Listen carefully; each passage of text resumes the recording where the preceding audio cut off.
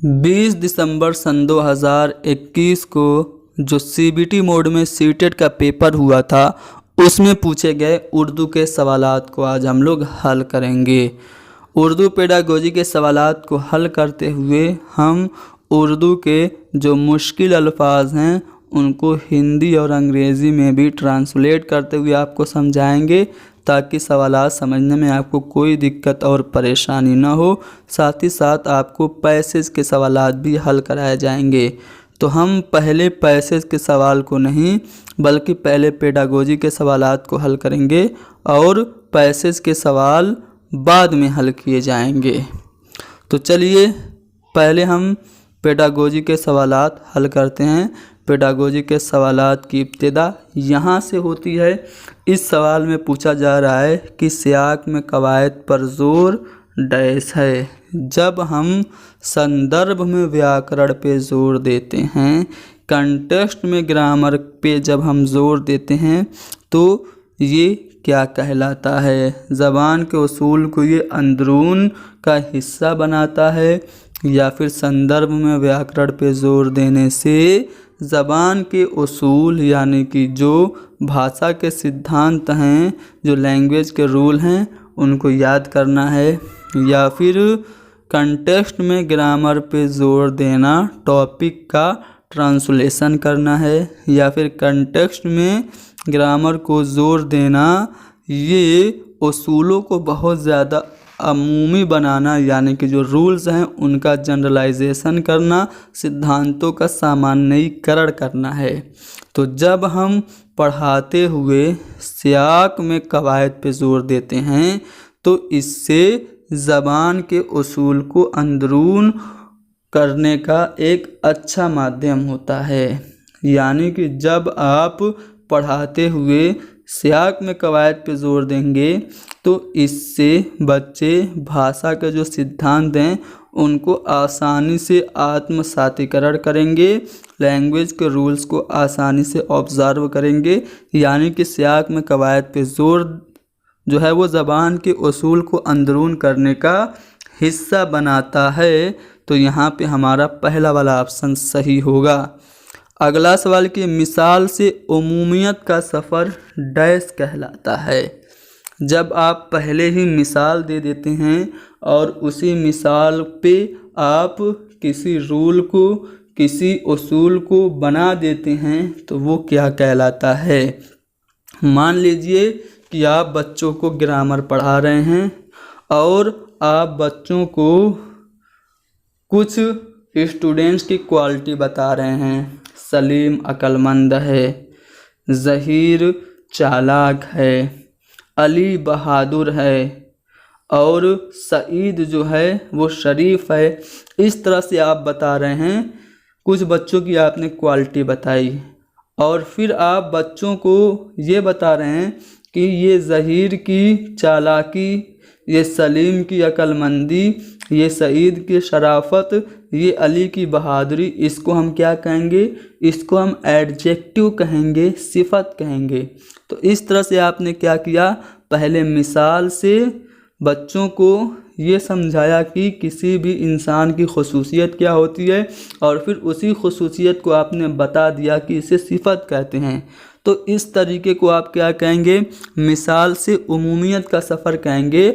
और ये जो तरीका है कौन सा तरीका कहलाता है? क्या ये इस्तिक़रारी तरीका यानी कि इंडक्टिव मेथड आगमन विधि है, या फिर ये इस्तिख़राजी तरीका यानी कि डिडक्टिव मेथड निगमन विधि है, या फिर ये नासिहाना यानी कि इंस्ट्रक्टिव मेथड है, या फिर ये रास्त का तरीका यानी कि डायरेक्ट मेथड प्रत्यक्ष विधि है। तो ये जो विधि है मिसाल से उमूमियत का सफ़र, पहले एग्ज़ाम्पल देना फिर एग्ज़ाम्पल से रूल बनाना, ये आपका कौन सा तरीका है? इस्तिक़रारी तरीका है यानी कि आगमन विधि है, इंडक्टिव मेथड है। तो यहाँ पे पहला वाला ऑप्शन आपका सही जवाब होगा। अगला सवाल यह कि ज़बान की आमोजिश के लिए मवाद की तैयारी के उसूलों में से एक डैश है। जब आप लैंग्वेज की लर्निंग के लिए टॉपिक प्रिपेयर कर रहे हैं तो टॉपिक प्रिपेयर करने के जो प्रिंसिपल्स हैं उनमें से एक यहाँ पे दिया गया है, वो कौन सा है? भाषा अधिगम के लिए प्रकरण तैयार करने का उसूल इनमें से कौन है? पहला है हर उम्र के ज़ुमरे के लिए पेचीदा मवाद का इंतखाब करना। हर आयु वर्ग के बच्चों के लिए आप जटिल प्रकरण का चयन करेंगे। हर जो एज ग्रुप है उसके लिए आप कॉम्प्लिकेटेड टॉपिक चूज़ करेंगे? नहीं, आप ऐसा बिल्कुल नहीं करेंगे। क्या आप किसी भी तरह के मवाद का इंतखाब कर लेंगे? आप ज़बान की आमोजिश के लिए मवाद तैयार करना चाहते हैं, आप साइंस के, हिसाब के, या फिर आप सोशल साइंस के कोई भी टॉपिक आप चूज़ कर लेंगे? नहीं, आप ऐसा बिल्कुल नहीं करेंगे। और आप मवाद को मुख्तसर और महदूद भी नहीं करेंगे, बल्कि आप क्या करेंगे? मवाद की दुरुस्त दर्जा बंदी करेंगे। यानी कि ज़बान की आमोजिश के लिए मवाद की तैयारी के उसूलों में से एक उसूल ये है कि मवाद की दुरुस्त दर्जा बंदी की जाए। जो टॉपिक है उसको अच्छे से कैटेगराइज किया जाए, उसका वर्गीकरण अच्छे से किया जाए कि किस उम्र के बच्चे हैं, उस उम्र के बच्चों के लिए किस हद तक मवाद को दस्तयाब कराया जाए। तो इस तरह से आपका जो दूसरा वाला ऑप्शन है वो सही जवाब होगा। ज़बान का इक्तिसाब होता है जब, अच्छा बताओ, लैंग्वेज एक्विजिशन कब होता है? भाषा अर्जन कब होता है? जब बच्चे इस कवायद के उसूल उनको पढ़ाया जाता है। बच्चों को आप ग्रामर के रूल्स पढ़ा देंगे तो क्या उनको लैंग्वेज एक्विजिशन हो जाएगी? या फिर बच्चों को आप टॉफ़ी देंगे या फिर आप बच्चों को छड़ी से मारेंगे तो क्या उनको लैंग्वेज एक्विजिशन यानी कि ज़बान का इक्तिसाब होगा? या फिर आप बच्चे को ज़बान से रूबरू होने का मौका देंगे, बच्चों को रिच लिंग्विस्टिक एटमॉस्फियर, समृद्ध भाषिक वातावरण उनको दस्तयाब कराएंगे, ऐसा माहौल उनको दस्तयाब कराएंगे जिसमें बच्चे ज़्यादा से ज़्यादा ज़बान का इस्तेमाल करें, तो बच्चों को लैंग्वेज एक्विजिशन होगा। या फिर बगैर शऊरी तवज्जो के जब बच्चा ज़बान सीखेगा तब बच्चे का लैंग्वेज एक्विजिशन होगा। तो लैंग्वेज एक्विजिशन बच्चे का तभी होगा, भाषा अर्जन तभी होगा जब हम बच्चों को ज़बान से रूबरू होने का मौका देंगे, ज़्यादा से ज़्यादा उसे ज़बान इस्तेमाल करने का मौका देंगे, उसे खुशहाल लिसानी माहौल देंगे, तो बच्चे का ज़बान का इक्तिसाब होगा। यानी कि तीसरा वाला ऑप्शन सही जवाब है। अगला सवाल यह है कि बच्चे को जब नज़्म की क़िराअत के लिए कहा जाता है तो ये उस्ताद की बच्चे के डैश अंदाज़े कद्र में मदद करता है।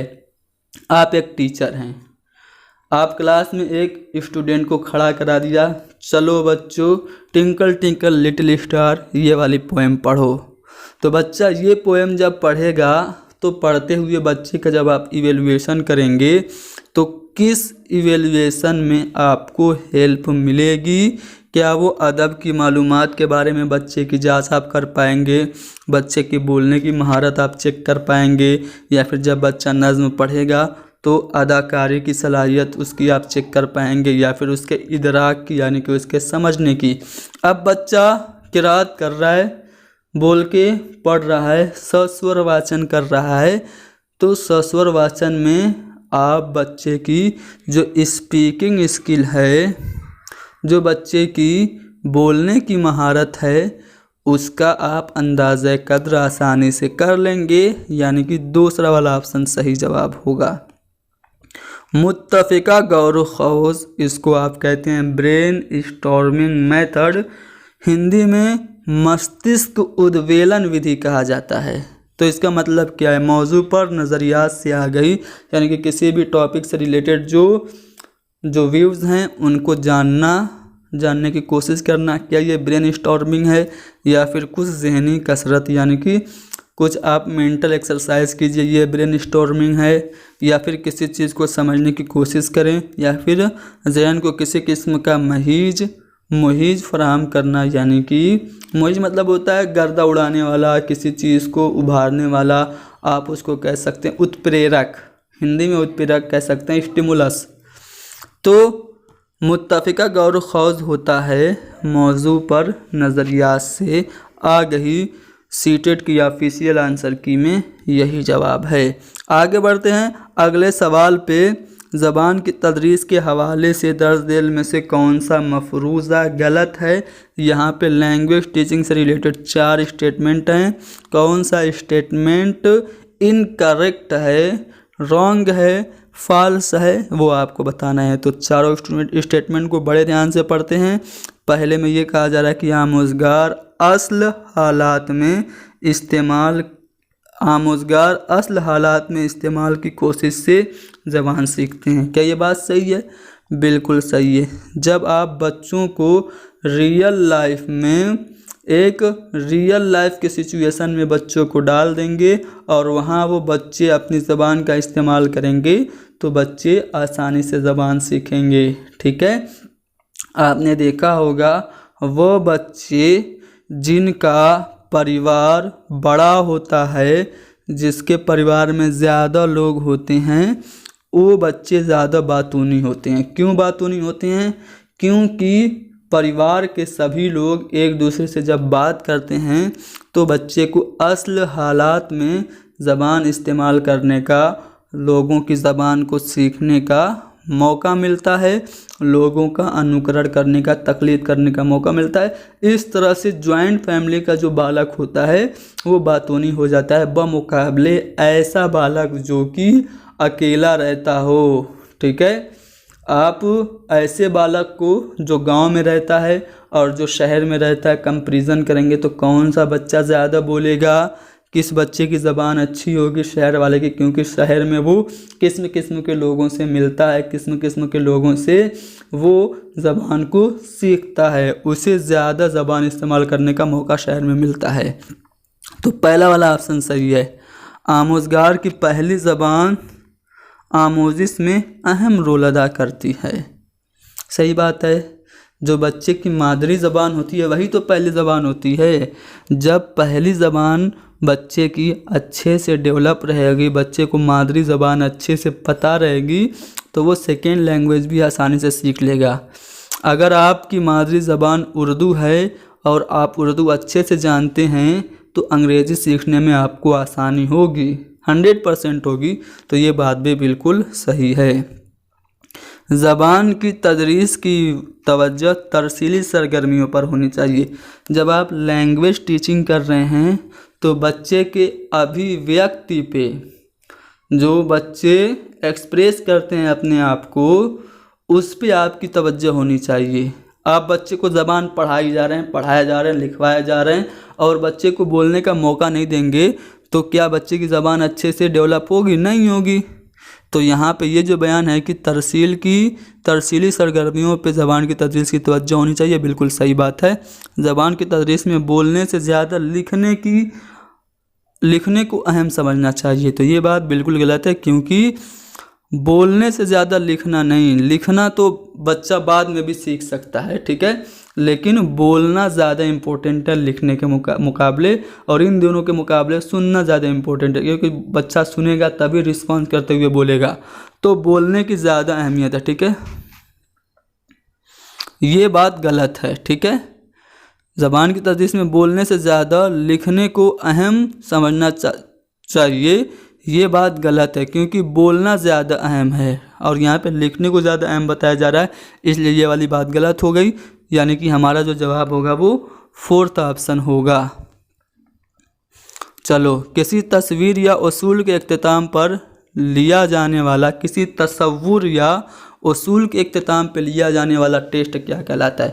मान लीजिए कोई भी कंसेप्ट आपने बच्चों को पढ़ाया, कोई भी रूल बच्चों को आपने पढ़ाया, फिर उसके बाद आप बच्चों का टेस्ट ले रहे हैं, तो इसको आप तशख़ीसी जांच यानी कि डायग्नोस्टिक टेस्ट कहेंगे, प्लेसमेंट टेस्ट कहेंगे, या फिर हुसूलियाबी की जांच, या फिर याददाश्त की जांच। तो तस्वीर या उसूल के इख्तिताम पर लिया जाने वाला टेस्ट ये तशख़ीसी टेस्ट कहलाता है, यानी कि पहला वाला ऑप्शन हमारा जवाब होगा। ज़बान की पैदावारी महारतें क्या कहते हैं? पैदावारी महारतें किसे कहते हैं पहले ये समझो। इसको जो लैंग्वेज स्किल जो मैंने आपको पढ़ाई थी, पिछली बार पढ़ाई थी, आगे मैं पढ़ाऊँगा, तो मैंने आपको बताया था कि लैंग्वेज स्किल दो किस्म की होती है, एक होती है रिसेप्टिव लैंग्वेज स्किल और एक होती है expressive language skill. Receptive language skill को हम कहते हैं अखज़ी महारत या फिर वसूल करने की महारत, ठीक है। और जो एक्सप्रेसिव होती है उसको हम कहते हैं तख्लीकी महारत, ठीक है, या फिर तामीरी महारत। जो रिसेप्टिव लैंग्वेज स्किल होती है उसमें सुनना और बोलना होता है,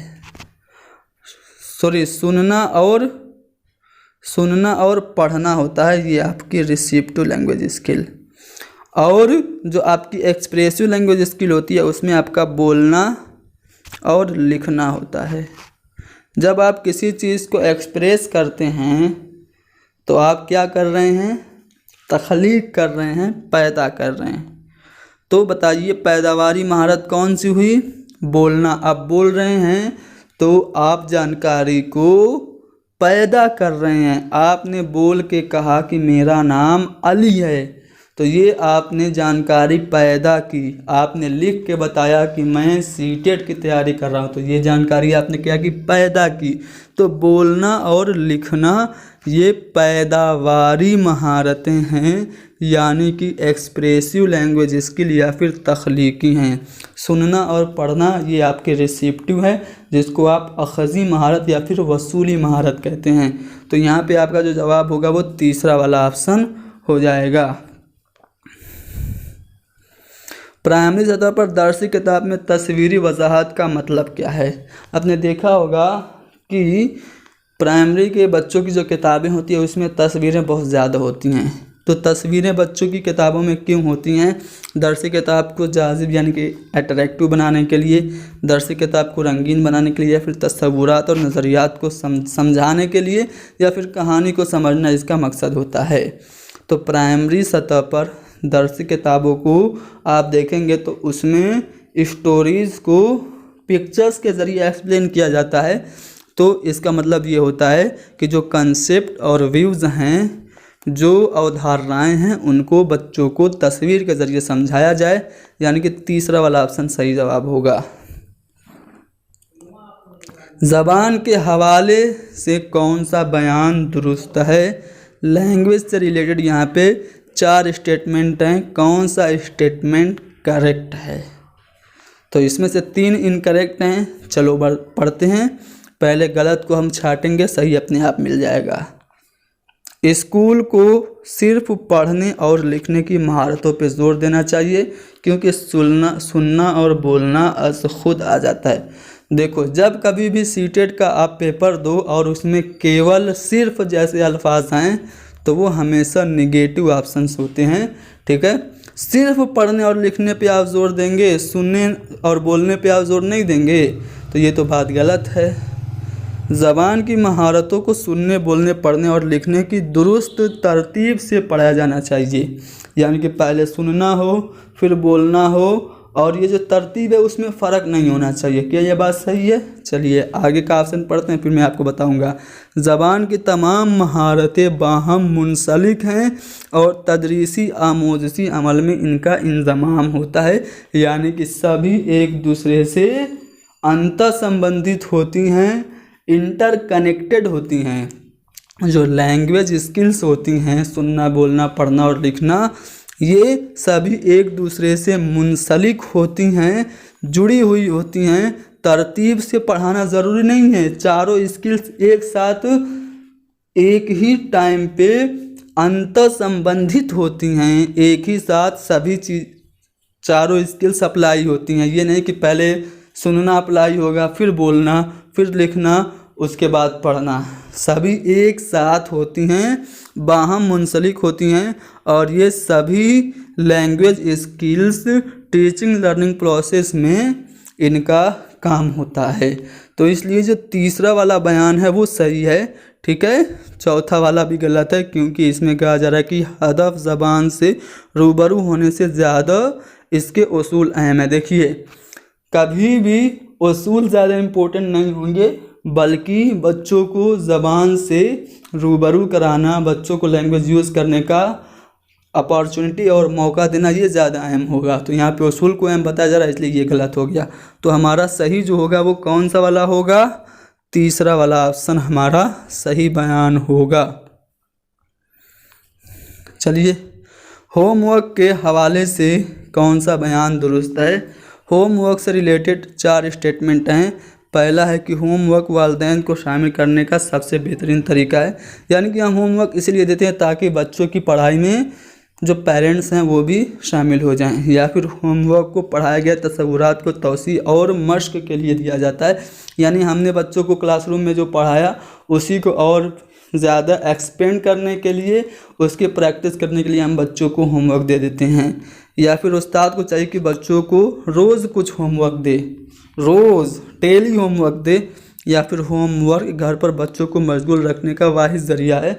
बच्चों को बिज़ी रखना है भाई, दे दो होमवर्क। तो बताओ कौन सा चाहिए?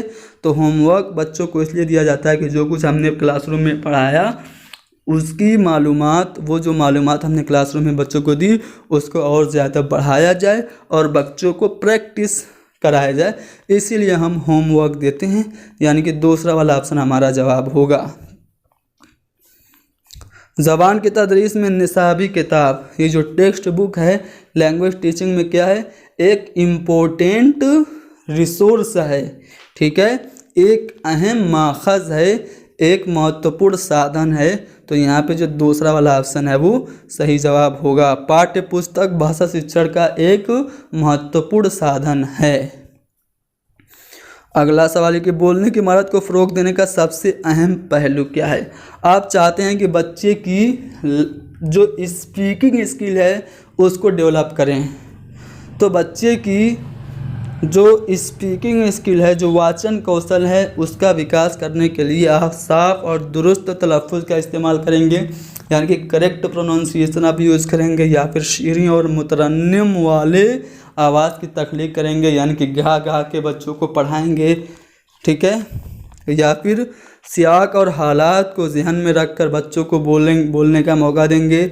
या फिर आवाज़ के ज़ेरो बम को, आवाज़ के उतार चढ़ाव को आप क्या करेंगे? बरूए कार लाएंगे। बताइए, बोलने की महारत को फ़रोग़ देने का सबसे अहम पहलू क्या है? आप कंटेक्स्ट के अकॉर्डिंग, सिचुएशन के अकॉर्डिंग जो कुछ बच्चे के ज़हन में है उसको बोलने के लिए जब आप उसको मोटिवेट करेंगे तो इससे बच्चे की लैंग्वेज स्किल में जो स्पीकिंग स्किल है वो डेवलप करेगी। तो सियाक और हालात को ज़हन में रखकर बोलने का मौका देना, ये बोलने की महारत को फ़रोग़ देने का अहम पहलू है। तो तीसरा वाला ऑप्शन हमारा जवाब होगा। जर्नल के लिए लिखना तलबा के लिए मुफीद होता है। जब बच्चे जर्नल लिखते हैं तो उससे बच्चे अपनी आमोजिश पे गौर व फिक्र करते हैं, या फिर अपने हमजोलियों की आमोजिश पे गौर व फिक्र करते हैं, अपने तलफ़्फ़ुज़ के अंदाज़े कद्र, अपने प्रोनाउंसिएशन का इवैल्यूएशन करते हैं, या फिर अपने सुनने और बोलने की महारतों के अंदाज़े कद्र में इससे मदद मिलती है। तो जनरल के लिए लिखना तलबा के लिए अपनी आमोजिश पर गौर करने में मुफीद होता है। तो पहला वाला ऑप्शन हमारा जवाब होगा, ठीक है। तो हमने यहाँ पे जो पेडागोजी के 15 सवालात थे हल कर लिए। अब हम लोग पैसेज के सवालात को हल करेंगे। अगर आप सीटेट दिसंबर सन 2022 के लिए उर्दू के ऐन सिलेबस के मुताबिक चैप्टर वाइज मुकम्मल नोट्स प्लस गुज़िश्ता साल के क्वेश्चन पेपर आंसर की के साथ चाहते हैं तो आप हमें व्हाट्सअप करें 72 75 54 98 90 पे। जब आप हमें व्हाट्सअप करेंगे तो आपको एक सैंपल भेजा जाएगा जो कि मैं आपको यहाँ पे दिखा रहा हूँ। इस सैंपल में आपको सीटेट का उर्दू का सिलेबस दिया गया होगा, ठीक है। और फिर इस सैंपल में हमारा जो नोट्स है जिसका नाम Urdu pedagogy by MM Ali है, इसमें कौन कौन से टॉपिक इंक्लूडेड हैं सब बताए गए हैं। और फिर सैंपल के तौर पे कुछ अहम पॉइंट्स भी आपको दिए गए हैं, जैसे कि पहले चैप्टर जिसका नाम ज़बान की आमोजिश और हुसूल याबी यानी लैंग्वेज लर्निंग एंड एक्विजिशन है, इसके बारे में बताया गया है। आप देख सकते हैं पॉइंट वाइज सभी इम्पोर्टेंट बातें इस चैप्टर से मुताल्लिक आपको समझाई गई हैं। और फिर जब ये चैप्टर हमने आपको पूरा समझा दिया। तो इस चैप्टर से मुताल्लिक जितने भी सवाल अब तक सीटेट में पूछे गए हैं उनको हल कराया गया है और साथ ही साथ जवाब भी यहाँ पे नीचे आपको बताया गया है। और जवाब में अगर कोई मुश्किल लफ्ज़ है तो उसको हिंदी और अंग्रेज़ी में भी एक्सप्लेन किया गया है। तो इसी तरह सभी चैप्टर को हमने कवर किया है। दूसरा चैप्टर जो तदरीस ज़बान के उसूल और तरीक़े हैं उनको भी हमने ऐसे ही समझाया है। जो मुश्किल अल्फाज हैं उनको हिंदी और अंग्रेज़ी में एक्सप्लेन किया हुआ है। इसी तरह 12 चैप्टर हमने अपने नोट्स में सिलसिलेवार तरीके से समझाया है और सभी चैप्टर के ख़त्म होने के बाद उससे मुताल्लिक जो अहम सवाल अक्सर एग्ज़ाम में पूछे जाते हैं उनको भी हल कराए हैं। तो अगर आप लोगों को ये नोट्स चाहिए प्लस गुज़िश्ता साल के जो क्वेश्चन पेपर हैं आंसर की के साथ चाहिए तो आप हमें व्हाट्सअप करेंगे, ठीक है, 72 75 54 98 90 पे जब आप व्हाट्सअप करेंगे तो ये सैंपल आपको भेजा जाएगा। इसमें कुछ डिटेल्स होंगी जिन्हें फॉलो करके और मामूली सी रकम बतौर हदिया हमें पेश करके मुकम्मल नोट्स को जिसका सैंपल आपको दिखाया जा रहा है हासिल कर सकते हैं। ठीक, यहाँ पे आप लोगों को एक पैसेज दिख रहा होगा जो कि काफ़ी बड़ा है। तो इस पैसेज को हल करने के लिए आप क्या करेंगे कि आप पहले ही इस पैसेज को पढ़ के अपना वक्त ज़ाय करेंगे? जी नहीं दोस्तों, आपको ऐसा बिल्कुल नहीं करना है। पैसेज को आसानी से हल करने का तरीका यह है कि आप पहले सवालात पढ़िए। जब आप पहले ही सवालात पढ़ लेंगे तो आपको आइडिया हो जाएगा कि हमें किस तरह से जवाब देना है। जब आप पहले सवाल पढ़ेंगे, सवालात से कुछ अल्फाज को खुसूसी तौर पे अपने ज़हन में बैठा लेंगे या फिर इस तरह से कहें कि सवालात से कुछ वर्ड्स को एज ए कीवर्ड ज़हन में रख लेंगे और फिर पैसेज पढ़ेंगे तो वो वर्ड आते ही आपको उस सेंटेंस में जहां वो वर्ड आया है आगे पीछे के सेंटेंस को पढ़ना है, फ़ौरन आपको जवाब मिलेगा। तो चलिए हम पहले पढ़ते हैं सवालात, फिर पढ़ेंगे पैसेज और देखेंगे कि क्या इससे हमें फ़ायदा मिलता है कि नहीं मिलता है। तो यहाँ पे पहला जो सवाल है वो ये है कि कोलंबस के समझाने पर मल्लाह कितने मज़ीद दिन सफ़र जारी रखने पे राज़ी हुए।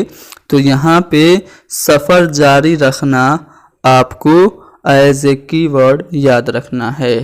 उसके बाद अगर ये नहीं याद रख सकते तो आपको आप देखना है कि दिन कहाँ पे लिखा हुआ है, चाहे वो 3 दिन हो, 4 दिन हो, 2 दिन हो या फिर 3 रात हो। तो इस तरह से नंबर वाइज अगर कहीं ऑप्शन में कहीं पैसेज में दिखे तो उस पर आपको फ़ौरन गौर व फिक्र करना है कि कहीं इस सवाल का जवाब तो ये नहीं। उसके बाद देखेंगे दूसरे सवाल में कोलंबस तारीकी में किस सिम्स मुसलसल घूर रहा था। तो यहाँ पे घूरना लफ्ज़ एज ए कीवर्ड याद रखना है या फिर आपको किसी सिमत का नाम देखना है पैसेज में कहाँ है। उसके बाद मल्लाह ने खुशी से चीख कर क्या कहा। तो खुशी से चीखना मल्लाह का याद रखना है पैसेज में कहाँ है या फिर चारों में से कोई एक ऑप्शन देखना है। क्या साहिल साहिल दोनों पास में है, रोशनी रोशनी दोनों पास में है, खुश्की खुश्की या फिर पेड़ पेड़। तो खुशी से चीखना ये आपको याद रखना है पैसेज में कहाँ है। कोलंबस का कौन सा ख्याल दुरुस्त है, कोलंबस का ख्याल कहाँ पे है, ये लफ्ज़ आपको ढूंढना है पैसेज में। परिंदे, झुके बादल और पानी पर तैरती शाख, ये सभी अल्फाज आपको कहाँ पे पैसेज में मिलते हैं आपको देखना है, फ़ौरन आपको जवाब मिल जाएगा। उसके बाद कोलंबस ने मल्लाहों को क्या समझाया। जहाँ पे कोलंबस मल्लाहों को समझाता है वो पॉइंट आपको पैसेज में देखना है कहाँ है और उसके आगे पीछे के सेंटेंस पढ़ने हैं, फ़ौरन जवाब मिलेगा। कोलंबस ने मल्लाहों को दरख्त के शाख पर किस रंग की बेरियां नज़र आईं। कोलंबस और मल्लाहों को दरख्त के शाख पर किस रंग की बेरियां, तो यहाँ पे बेरियां लफ्ज़ आपको याद रखना है। परिंद लफ्ज़ का मुतज़ाद। अब इसके लिए आपको पैसेज पढ़ने की ज़रूरत नहीं है, मैं यहीं पे इसका जवाब बता रहा हूँ। परिंद का मुतज़ाद होगा चरिंद, ठीक है। तो चरिंद और परिंद आप लोग सुनते होंगे, तो परिंद का मुतज़ाद चरिंद हो जाएगा। कोलंबस और मल्लाह किस मुल्क के रहने वाले थे? पैसेज में आपको ढूंढना है कहीं पे किसी मुल्क का नाम है कि नहीं है, ठीक है। मुल्क का नाम आपको दिखे तो उस नाम को किस तरह से इस्तेमाल किया गया है, ये आप आगे पीछे का सेंटेंस पढ़ के समझ जाएंगे तो आपको पता चल जाएगा कि कोलंबस और मल्लाह किस मुल्क के रहने वाले थे। तो ये हमने पैसेज पढ़ा, पैसेज नहीं पढ़ा, पैसेज से मुताल्लिक सवालात पढ़े। अब आइए पैसेज पे, और जो सवालात हमने पढ़े थे उसको ध्यान में बैठाए रहिएगा। चलिए, कोलंबस महसूस कर रहा था कि उसका काफिला खुश्की के करीब पहुंचने वाला है। उसे ऐसे आसार नजर आ रहे थे कि गोया ज़मीन ज़्यादा दूर नहीं। जहाज़ के गिर्द परिंदे उड़ रहे थे। कुछ फासले पर बादल भी झुका हुआ नजर आ रहा था। किसी दरख्त की शाख भी पानी पर तैरती दिखाई दे रही थी, जिसमें सब्ज पत्ते और सुर्ख बेरियां लगी थीं। अब मैंने आपको बेरियां लफ्ज़ बताया था और झुका बादल, ठीक है, और पानी पर तैरती शाख, ये अल्फाज दिखाए थे। अब इतना सेंटेंस पढ़ने के बाद आपको लगभग 2 सवाल का जवाब आपको मिलेगा। कैसे मिलेगा? चलिए, पहले तो बेरियां आप ढूंढिए कहाँ है। तो बेरियां जो आप ढूंढेंगे तो पहले ये तैरती शाख से क्या आसार नज़र आ रहे थे, तो आप देखेंगे तो आसार लफ्ज़ यहाँ पे है। ऐसे आसार नज़र आ रहे थे गोया ज़मीन ज़्यादा दूर नहीं। तो आसार से एज ए कीवर्ड से हमने ये पाया कि परिंदे, झुके बादल और पानी पर तैरती शाख से आसार नज़र आ रहे थे कि ज़मीन ज़्यादा दूर नहीं, यानी कि ज़मीन करीब है। ज़मीन यानी कि खुश्की करीब है, तो खुश्की करीब है होने के आसार परिंदे, झुके बादल और पानी पर तैरती शाख से नज़र आ रहे थे। अब यहाँ पे बेरियां बताया गया था, तो यहाँ पे बेरियां लफ्ज़ अगर आप ढूंढेंगे तो यहाँ पे क्वेश्चन में यहाँ पे है, और पैसेज में बेरियों के मुताल्लिक बताया गया है कि कैसी बेरियां थी। चलो मैं दिखा रहा हूँ कैसी बेरियां थी। तो यहाँ पे आप देखेंगे तो सुर्ख बेरियां लगी हुई थी। अब आपको जवाब मिल गया होगा कि कोलंबस और मल्लाहों को दरख्त की शाख पर किस रंग की बेरियां नजर आई, तो सुर्ख रंग की। तो इस तरह से 2 सवालात के जवाब आपने पा लिए। आगे बढ़ते हैं और भी पैसेज को आगे के पढ़ते हैं। ये इन्हीं आसार की बिना पर उसने मल्लाहों से कहा। अब देखिए, कोलंबस ने मल्लाहों से क्या कहा, ये कुछ इस टाइप का क्वेश्चन आपसे पूछा था। अब यहाँ पे आप पढ़ेंगे तो आपको जवाब मिलेगा, मुझे सिर्फ 3 दिन की मोहलत दो। अब आपसे क्वेश्चन पूछा गया था कि कोलंबस ने मल्लाहों से कितने दिन की मोहलत मांगी। तो कोलंबस यहाँ पे अगर आप देखेंगे तो कहाँ पे है वो सवाल, चलिए, कोलंबस वाला सवाल पहला ही है, कितने दिन की मोहलत मांगी थी। तो आपने पैसेज में पढ़ा कि 3 दिन की। तो कोलंबस के समझाने पर मल्लाह कितने दिन सफ़र जारी रखने पे राजी हुए, तो 3 दिन, ठीक है। तो 3 दिन सफ़र जारी रखने पे राजी हुए, ठीक है। मुझे सिर्फ 3 दिन की मोहलत दो, अगर 3 दिन में हम खुश्की पर न पहुँचे तो वादा करता हूँ हम लौट जाएंगे। उसने ये बात इतने एतमाद से कही कि मल्लाहों को इत्मीनान हो गया, यानी कि मल्लाहों ने 3 दिन की मोहलत उसको दे दी। आगे बढ़ते हैं। कोलंबस ने उन्हें समझाया कि उस दौलत के बारे में सोचो जो तुम इंडीज से स्पेन ले जाओगे। उस दौलत के बारे में सोचो जो तुम इंडीज से स्पेन ले जाओगे। अब यहाँ पे हमारा देश जहाँ रहता है कोई सामान हम वापस वहीं पे न ले जाते हैं। तो अब यहाँ पे आपसे मल्लाहों और कोलंबस के देश के बारे में, मुल्क के बारे में पूछा है। तो इससे आपको क्या अंदाज़ा लगा कि ये इंडीज़ के रहने वाले थे? नहीं, बल्कि इंडीज़ तो आए थे, इंडीज़ से वापस ले जाने वाले थे कहाँ? स्पेन। यानी कि जो कोलंबस और मल्लाह थे वो कहाँ के रहने वाले थे? तो कोलंबस और मल्लाह ये स्पेन के रहने वाले थे। ठीक है, तो दूसरा वाला ऑप्शन हमारा सही होगा। ठीक है, मुझे समझाने में वक्त लग रहा है, जब आप इसको खुद से प्रैक्टिस करेंगे ना तो आप जल्दी जल्दी इन सवालों को हल करेंगे।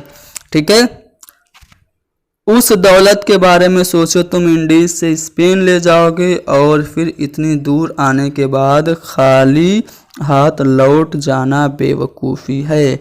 अब देखिए यहाँ से आपको एक जवाब मिला और वो ये है कि ये वाला सवाल है, कहाँ गया? हाँ, ये वाला। कोलंबस ने मल्लाहों से क्या कहा?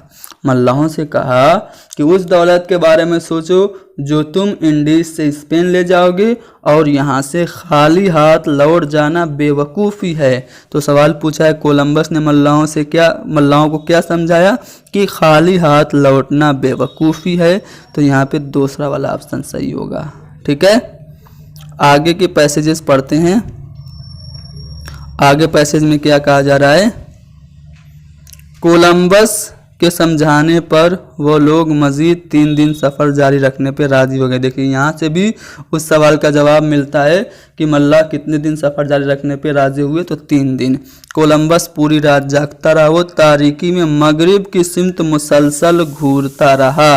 अब यहाँ पे घूरना लफ्ज़ आपने याद किया था, यहीं से सवाल बना है कि कोलंबस तारीकी में किस सिमत मुसलसल घूर रहा था? तो मगरिब की तरफ मुसलसल, यानी कि पश्चिम की तरफ मुसलसल वो घूर रहा था। ठीक है, मगरिब की तरफ मुसलसल घूर रहा था और दुआ कर रहा था कि अगली सुबह वो खुशकी पर पहुंच जाए। अचानक उसे दूर से कहीं रोशनी नजर आई जो हरकत करती हुई मालूम हो रही थी। उसने एक मल्लाह को बुलाकर पूछा, तुम्हें कुछ दिखाई दे रहा है? वो मल्लाह खुशी से चिल्लाया, रोशनी रोशनी। अब देखिए मल्लाह खुशी से क्या चिल्लाया? इस तरह का कोई सवाल आपसे पूछा गया था कि नहीं पूछा गया था? यहाँ पे पूछा गया था, मल्लाह खुशी से चीख कर क्या कहा? रोशनी रोशनी कहा। यानी कि दूसरा वाला ऑप्शन हमारा जवाब होगा। आगे कहा जाए कि कोलंबस ने उसे दूसरों को ये बात बताने से मना किया। अगली सुबह उसे ज़मीन दिखाई दी। सारे मल्लाह खुश हुए। कोलंबस की खुशी का कोई ठिकाना नहीं रहा, इंतहा न रहे। उसका ख्याल दुरुस्त निकला। अब यहाँ पे कोलंबस का ख्याल, यहाँ से जो सवाल पूछा गया है कोलंबस के ख्याल से मुतल्लिक, उसका जवाब मिलेगा। उसका ख्याल दुरुस्त निकला कि ज़मीन गोल है और मगरिब की तरफ सफ़र करके इंडीज़ पहुँचा जा सकता है। अब कोलंबस के ख्याल से मुतल्लिक जो सवाल था वो कहाँ गया? कोलंबस का कौन सा ख्याल दुरुस्त निकला कि ज़मीन गोल है? ये ख्याल कोलंबस का सही निकला। तो पहला वाला ऑप्शन हमारा सही जवाब है। तो देखा आपने, इस तरह से आप पैसेजेस को हल करेंगे। ठीक है, इस तरह से आप पैसेजेस को हल करेंगे तो आपको आसानी होगी जवाब ढूंढने में। क्योंकि मुझे समझाने में वक्त ज़्यादा लग गया, आपको हल करने में, प्रैक्टिस करने में वक्त ज़्यादा नहीं लगेगा। चलिए अब हम इस शेरी हिस्से यानी कि पोएम पे बेस्ड क्वेश्चंस को हल करते हैं।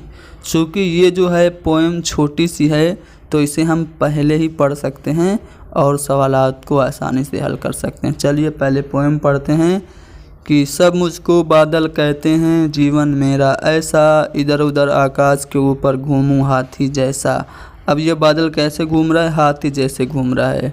आसमान की ऊंचाई से देखूं धरती सारी, तपती मिट्टी गर्म हवाएं सूखी क्यारी क्यारी।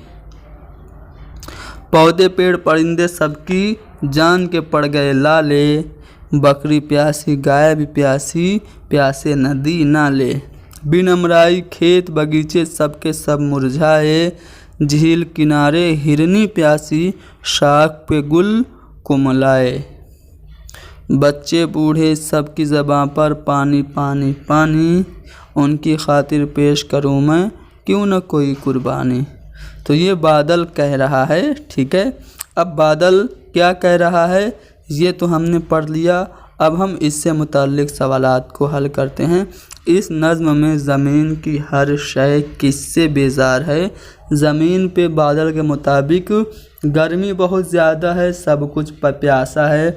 बादल चाहता है कि वो ज़मीन पे पानी बारिश कर दे, ठीक है, ताकि सबकी प्यास बुझ जाए।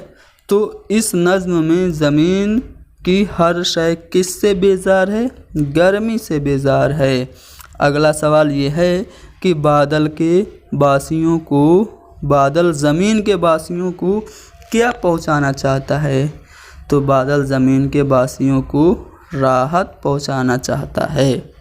अगला सवाल है कि अमराई किसको कहते हैं। तो अमराई, इसके लिए आपको पैसेज की मदद लेने की ज़रूरत नहीं है, वैसे भी आप जानते हैं कि अमराई आम का बाग होता है, ठीक है। तो तीसरा वाला ऑप्शन सही हो गया। अगला सवाल कि जान के लाले पढ़ना, ये मुहावरा है, इसके लिए भी पैसेज की ज़रूरत नहीं है। जान के लाले पढ़ना मुहावरे का मतलब है जीने की उम्मीद न रखना। तो तीसरा वाला ऑप्शन सही होगा। गर्मी को दूर करने के लिए कौन कुर्बानी देना चाहता है। अब बादल ही कह रहा है ना कि ज़मीन के सब कुछ प्यासे हैं, तो मैं क्यों न कुर्बानी दे दूं। तो बादल जो है वो गर्मी को दूर करने के लिए कुर्बानी देना चाहता है। तो चौथे वाले ऑप्शन में बादल है, जो कि हमारा जवाब होगा। बादल आकाश के ऊपर किस तरह घूम रहा है। तो जो पहला शेर था उसी में साफ साफ बताया गया है, हाथियों की तरह बादल आकाश में घूम रहा है। चलिए अब हम आते हैं पैसेज पे।